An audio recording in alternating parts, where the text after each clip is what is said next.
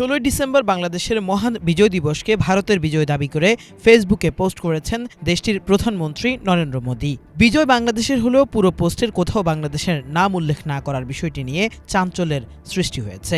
পাকিস্তানি হানাদার বাহিনীর বিরুদ্ধে 1971 সালে 9 মাস ব্যাপী স্বাধীনতা যুদ্ধে অংশ নিয়েছিল বাংলাদেশের আপামর জনসাধারণ। এদেশের মানুষ অকাতরে জীবন বিলিয়ে এনেছে স্বাধীনতা, অথচ সেই শহীদ ও মুক্তিযোদ্ধাদের কোনো কৃতিত্বই স্বীকার না করে পোস্ট জুড়ে ভারতীয় সেনাদের অবদানই লিখেছেন মোদি।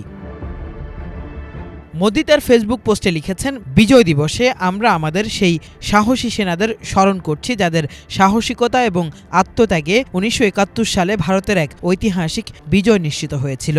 তাদের দৃঢ় মনোবল ও নিঃস্বার্থ সেবা আমাদের দেশকে রক্ষা করেছে এবং আমাদের ইতিহাসে একটি গৌরবান্বিত মুহূর্ত খোদাই করেছে।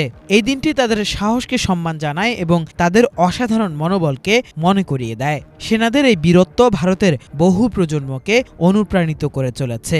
নরেন্দ্র মোদির এই ফেসবুক পোস্ট নিয়ে সামাজিক যোগাযোগ মাধ্যমে ক্ষোভ প্রকাশ করেছেন বাংলাদেশের নেটিজেনরা, যা জন্ম দিয়েছে তীব্র সমালোচনারও।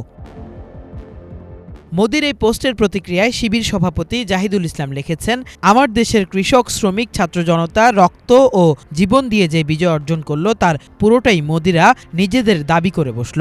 এ বিজয় নাকি ইন্ডিয়ার। 1971-এর ত্যাগ, কুরবানি, আধিপত্যবাদী শক্তি ও তাদের দখলদারাই ম্লান করেছে, চেতনার কাঠ দিয়ে ব্যবসা করেছে, আমাদের বোকা বানিয়েছে।